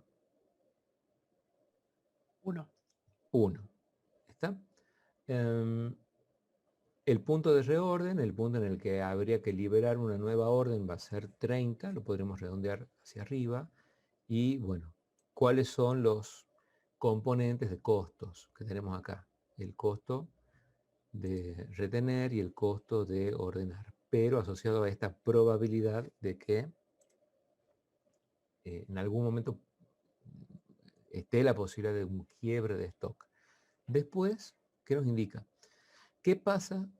Acá uno lo leería, ¿qué pasa si? ¿Qué pasa con los valores anteriores si la probabilidad máxima de agotamiento de stock cambia al 1%? Entonces, uno podría tener esta situación inicial y lo que queremos hacer ahora es compararla con una situación nueva. Entonces, ahí es donde viene lo que decíamos. Podríamos copiar esto, lo podremos pegar por acá. Entonces decir, bueno, esta es la política con una tolerancia al 5% de faltantes. Y acá veamos qué ocurriría si tuviéramos 1%. ¿Qué habría que modificar en esta columna? Si lo queremos adaptar. Un quiebre. ¿Cómo, perdón? La D11 a 0,0. En D11, claro, pondríamos que el 1%, 0.01. Y de esa forma, bueno, podríamos hacer una comparación, es decir, bueno, cuanto menos tolerantes somos a quiebres de stock, no hay problema, o sea, tengamos una tolerancia de quiebres de stock muy baja, pero bueno, ¿cuál va a ser la consecuencia de eso? Tenemos un mayor costo de mantenimiento de inventario. Claro, hay un mayor costo. ¿Está? Entonces uno no quiere quedarse nunca sin stock porque dice, bueno, no puede faltarme nunca nada de nada. Bueno, a lo mejor tenga que comprar bastante más de muchos artículos, tener cautivo ese capital, incurrir en costos de retención más altos, ¿sí? Después, bueno, ya enganchamos una reflexión final con respecto a cuando sí se permiten faltantes planeados, ¿por qué puede darse el caso de que sean sensiblemente más bajos los costos? Pero ya lo vamos a ver en un ratito. Si me olvido, me hacen acordar. Después, ¿qué más dice? Bueno, ¿y qué pasa si se llevara al 10%? Bueno, podríamos nuevamente tomar esto acá. Después, bueno, habría que ordenarlo en forma adecuada. Miramos. Y si lo hacemos bastante más flexible, ¿qué tendríamos que cambiar acá? Poner 0.1. Y en este caso, ¿qué es lo que ocurre? Bueno, uno diría tenemos un costo total anual menor. O sea, estamos más relajados en cuanto a los quiebres de stock que vamos a permitir. Pero ¿cuál es el problema? Que justamente, bueno, vamos a tener más quiebres. Vamos a tener 2. Acá casi prácticamente no tendríamos ninguno. De hecho, bueno, acá no se puede poner el valor 0 porque estas expresiones seguramente lo tienen en el denominador al término. Entonces va a haber que decir alguna probabilidad, alguna posibilidad de, aunque sea mínima, hay que tolerar para un potencial quiebre de stock. ¿Está? A futuro, ustedes lo que van a hacer es seguramente hacer la carga para el trabajo de campo de la situación actual y después compararla con la situación nueva. Y de ahí decir, bueno, esto apoya a la decisión de cambiar de política o bien continuar con la política actual. ¿Está?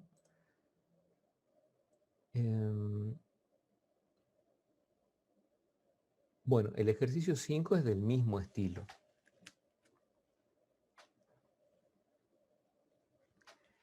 El ejercicio 6 ya trabaja con, bueno, el último de los casos que tiene que ver con el de revisión periódica. ¿Qué es lo que caracteriza, digamos, a la revisión periódica? El tiempo es constante, o sea, un tiempo fijo cuando se va revisando. Claro, si uno lo quiere ver bueno, llamados puntos de comparación, veamos qué es lo que, bueno, qué se mantiene y qué cambia con respecto especialmente al EOQ original o tradicional. Todos los modelos, excepto el de revisión periódica, trabajan con lo que decía el compañero recién, hace ratito, con una revisión de qué tipo. Continua. Es decir, uno está permanentemente, puede hacerlo, digamos, viendo los registros cuando se produce una venta, que se disminuye la cantidad de stock y tener una alerta, es decir, uno programa cuando, o un sí, el nivel llega al punto de reorden, atención, hay que liberar una orden de compra o iniciar un setup de producción. ¿Está? O sea, hay una revisión continua. ¿En qué caso se podría dar una revisión periódica? Es decir, que uno no está permanentemente atento a todo lo que ocurre cuando se retiran artículos del stock.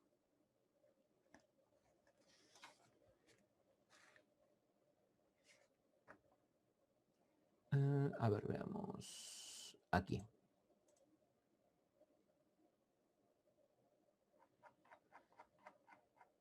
Aquí tenemos el comienzo de este último modelito.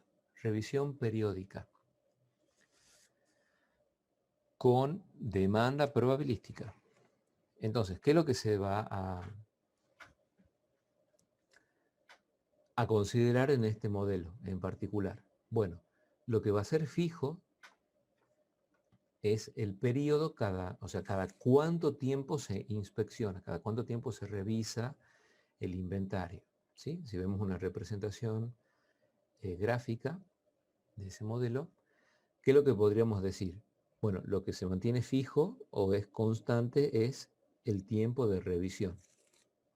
Siempre se revisa en periodos iguales de tiempo, a diferencia de todos los otros modelos donde la revisión es constante, o sea, es continua, mejor dicho, es permanente. Con respecto a los tamaños de lote, ya sea, bueno, en el EOQ tradicional, pongamos el ejemplo concreto, ¿cómo es la cantidad Q óptima o Q asterisco en el EOQ tradicional? En el tiempo. Constante. Constante. Es siempre el mismo valor de lote. ¿Está? En cambio, ¿cómo es aquí en revisión? Variable. Dependiendo a lo que falte para completar a la Q, pues. Exacto. Hay lo que se denomina un nivel de reposición, que se llama M. Entonces ya sabemos que hay tiempos fijos de revisión. Quizás un ejemplo que no se adapta exactamente a estos modelos súper ultra matemáticos, pero bueno, como al menos a modo de situación, de decir, bueno, vamos por ejemplo a una región muy, muy remota en donde no hay cableado eléctrico, entonces se tiene que usar un generador eléctrico. Y ese generador puede funcionar con combustible líquido o bien con estos super tanques de gas, creo que son gas propano. Entonces uno dice, bueno, cada 2 meses, es decir, cada 60 días, tenemos que ir y revisar el nivel de gas que hay. Y de ahí se hace una orden.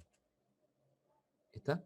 Ahora, entre el momento en que uno revisa y pide, porque uno siempre a partir de donde esté, digamos, colocado el inventario, es el punto donde se encuentra el inventario, vamos a pedir ¿qué cosa? Lo suficiente para qué? Para alcanzar el llamado nivel de reposición. Pero en el momento en que uno observa y pide, la demanda sigue extrayendo hasta que en algún momento llega ¿qué cosa? Efectivamente el lote de tamaño Q, pero ya no lo va a alcanzar al nivel de reposición. ¿Por qué? Porque en el momento en que uno observó y pidió, el tiempo siguió pasando y a medida que pasaba disminuía o restaba inventario o stock y recibimos ese lote de tamaño Q. Se sigue demandando en forma probabilística. Cuando llega un nuevo periodo de revisión, en el momento en que uno observa y pide, sigue extrayéndose, digamos, stock, hasta que, bueno, en algún momento puede haber también un agotamiento y llega, ¿qué cosa? El lote de tamaño Q. Pero el Q se pide cuando se revisa, pero después hay que esperar a que realmente se haga la entrega del lote de ese tamaño Q. Por eso nunca se alcanza a tocar el nivel de reposición. La única posibilidad sería que justo, no sé, otro caso particular, cuando uno observa y pide, detenga de alguna forma la demanda.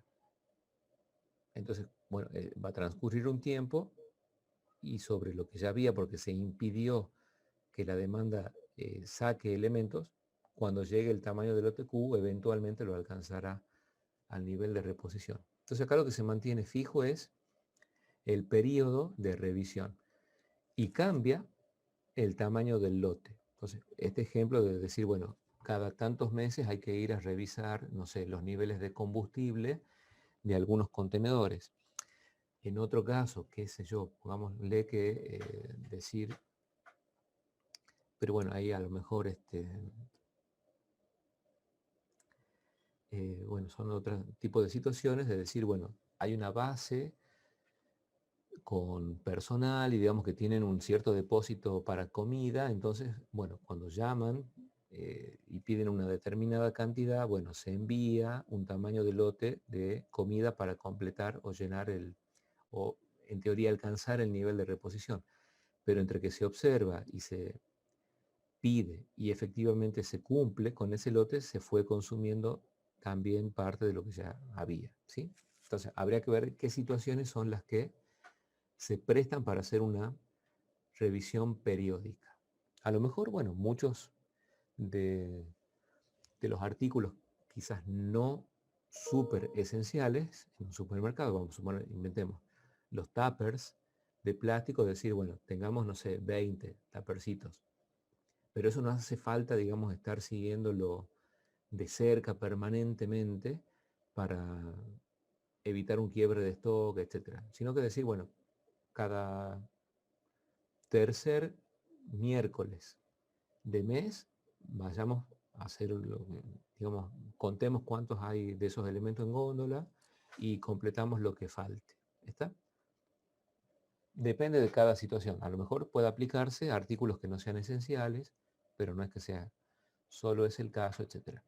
Lo importante es tanto la representación gráfica como decir que lo que se va a mantener fijo es el periodo de revisión. Acá seguramente, bueno, puede ser también, qué sé yo, situaciones en donde hay que alejarse para poder medir algún tipo de, bueno, artículo, cantidad, existencias, etcétera, hacer el pedido y esperar a que llegue el lote que se solicitó. Y lo que cambia entre una revisión y la espera a otra es el tamaño del lote Q. Entonces, nuevamente acá,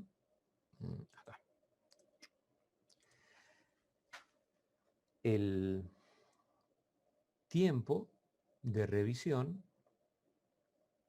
en este caso es de 4 semanas, para, bueno, era una pintura látex para interiores.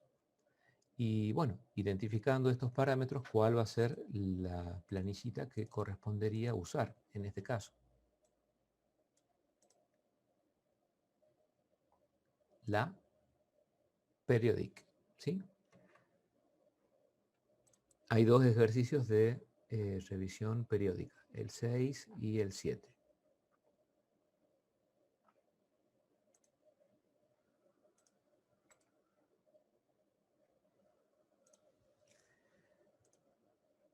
Bien.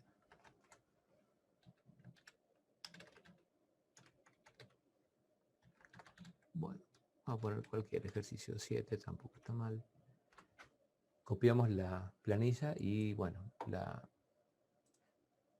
guardamos a las originales para poder reusar estas. Entonces fijémonos que acá lo que se tiene que proveer, digamos, como dato de entrada va a ser que la media y la desviación, si es que se supone que esto responde a un comportamiento histórico asociado con una distribución normal, y bueno, transferimos esos datos y después interpretamos los resultados. ¿Está?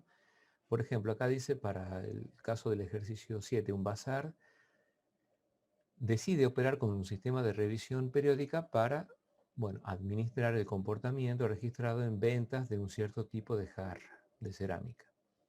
Un análisis de ventas permite determinar que la demanda de este artículo durante el periodo de reposición, es decir, el momento en que uno observa y pide hasta que llega, sigue una distribución normal con media de 12 unidades y una desviación estándar de 3.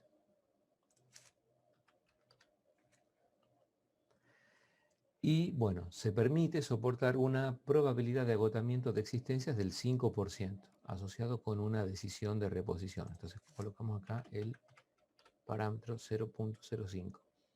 ¿Cuántas jarras debe pedir en este caso? ¿Cuántas debería solicitar si quiere garantizar que no habrá quiebres? Bueno, hay que interpretar qué es eso de garantizar que no haya quiebres con respecto a este valor, ¿sí? Entonces, bueno, el nivel de reemplazo M, que sería el máximo nivel al que puede, pero muy difícil llegar, digamos que llegue el inventario máximo, bueno, no puede superar qué cosa, el nivel de reposición. ¿Por qué? Nuevamente, en el momento en que uno revisa y pide, hasta que espera que llegue el lote, la demanda sigue extrayendo elementos del inventario. Después llega efectivamente un lote de tamaño Q.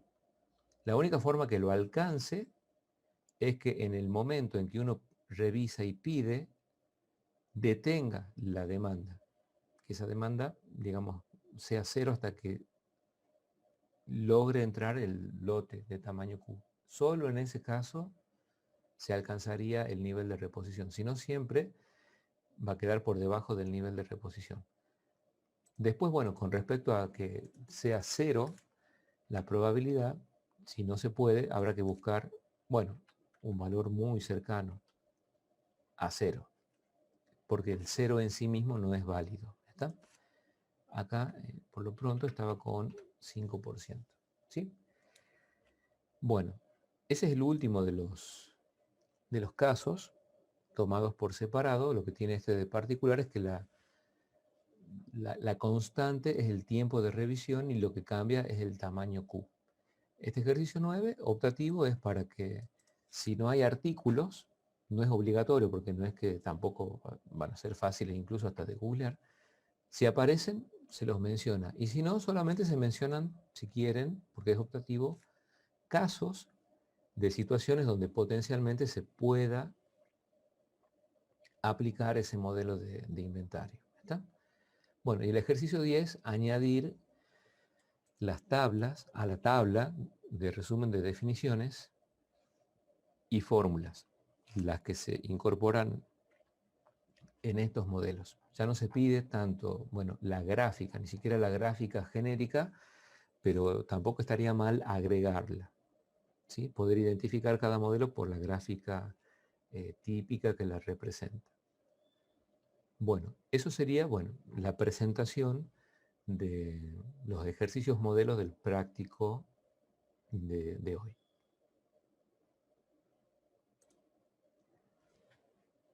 Bueno, chicos, como les decía a los compañeros del primer turno, como este es un práctico relativamente corto, es decir, hay que, bueno, analizar las magnitudes, pasarlas al Excel, que se apliquen las fórmulas y obtener, digamos, ya directamente los resultados. Acuérdense, por favor, siempre que trabajen con los Excel, la posibilidad, un archivo por ejercicio o bien un solo archivo y una o más hojitas, si quieren, hojas, por ejercicio.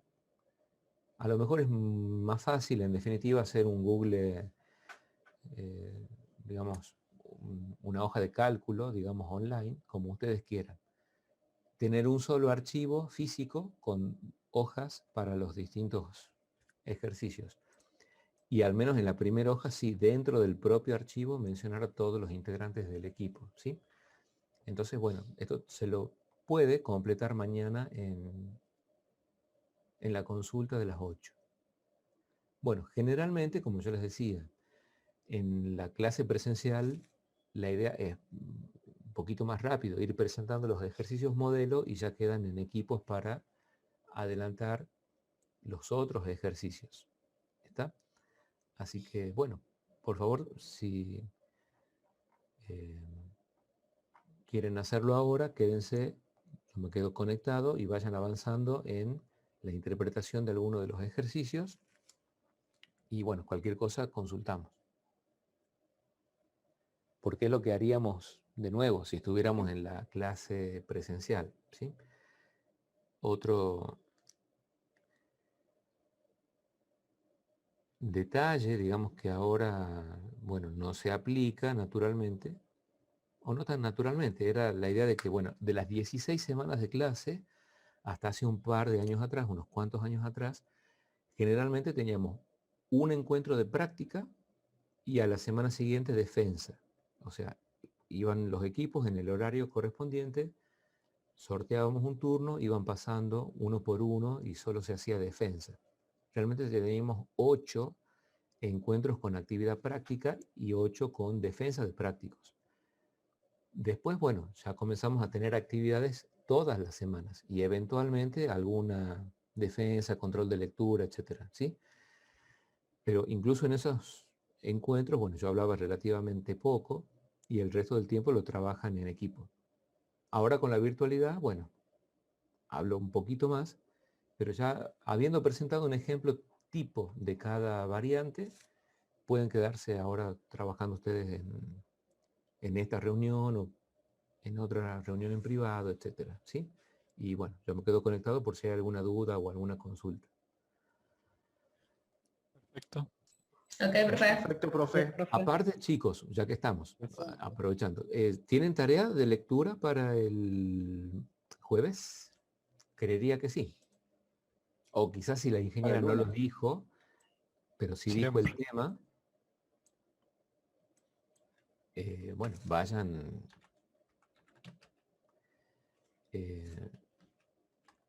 bueno, leyendo lo que puedan, ¿sí? Porque, bueno, el tema que sigue es como el núcleo de la asignatura. Tanto que cuando termina programación lineal se verá una semana de administración de proyectos y terminó la materia. O sea, imaginen todo lo que ocupa programación lineal y variantes y aplicaciones de la programación lineal.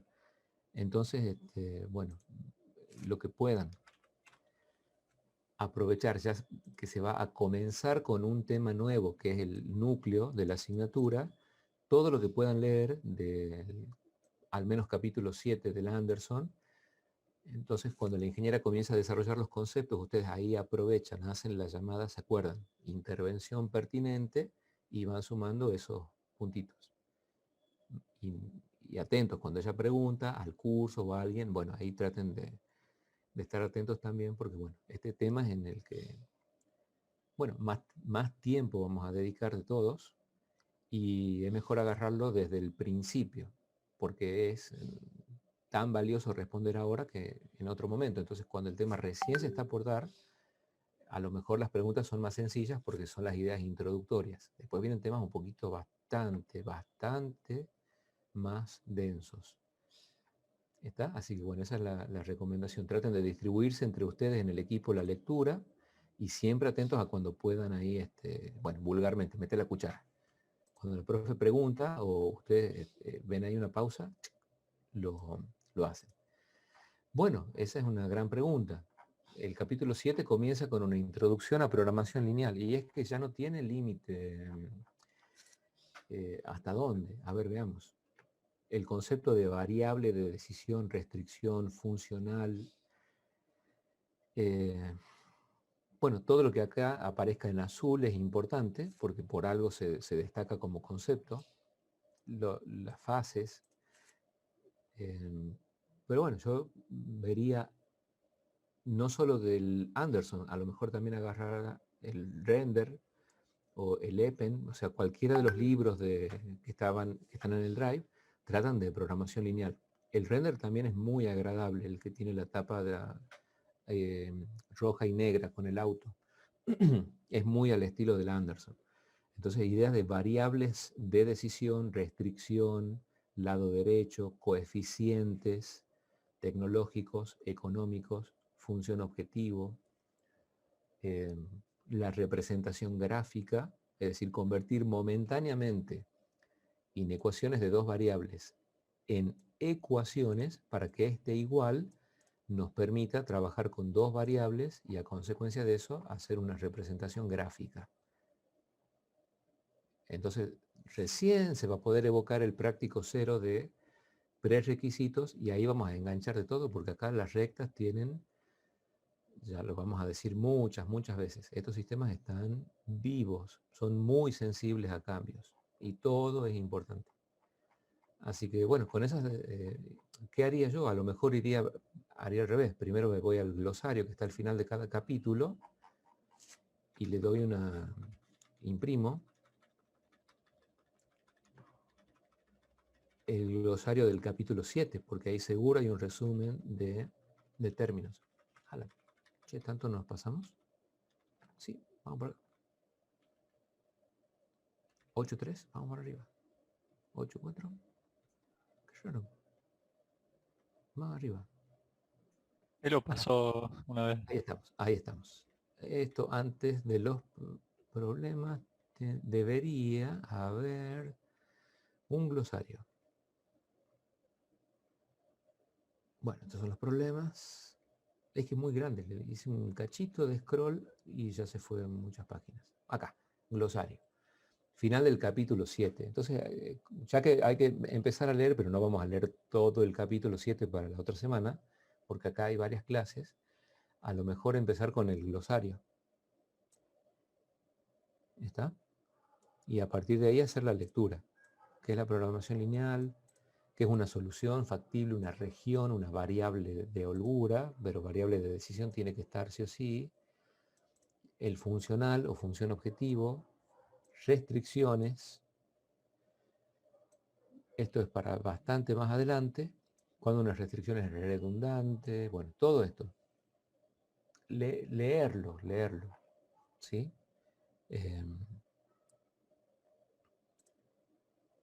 Porque bueno, con esto vamos a estar meses, 2 meses quizás, y sí, 2 meses mínimo. Bueno, pero ya llegará el tiempo. Bueno, chicos, sigan entonces trabajando con respecto a los ejercicios del práctico 1, parte 3. Y en todo caso lo completamos mañana a las 8 en consulta y ya el jueves amanecen sin tarea pendiente. Ya la voy a crear mañana la tarea en el aula virtual. O sea que el jueves ya, si dedican un par de horas, ya podemos cerrar el tema de inventar. Cerrarlo en el sentido de no verlo en clase, pero después lo vamos a ir retomando. ¿Está? Bueno, quedo chicos conectados para consultas. Profe, una pregunta. Para poder Sí. ver la clase, porque hay una parte donde se me cortó internet y no pude ver. Claro, va a estar en el Drive. Cuando termina porque son como seguiditas las clases, cuando termina el encuentro de la noche, ya renderizan, bueno, se renderiza cuando termina cada encuentro el video y está en el Drive. ¿Vos tenés estás en el grupo de WhatsApp? Sí, ya lo busco entonces. No me acuerdo si es que lo habrán puesto en la descripción y si no, en todo caso lo publico de nuevo. Ahí están todos los videos de todas las prácticas de las 3 comisiones. Perfecto, gracias, profesor.